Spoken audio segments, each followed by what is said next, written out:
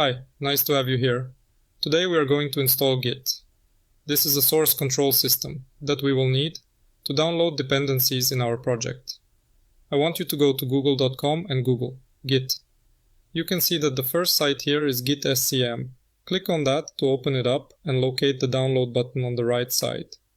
It will take you to this page. Here you can select between a few versions based on your machine.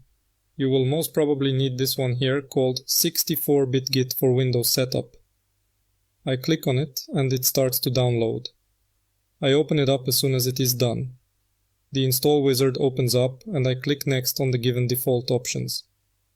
I will only set the option to use the Windows default console window, and I continue with the default options for the rest of the install.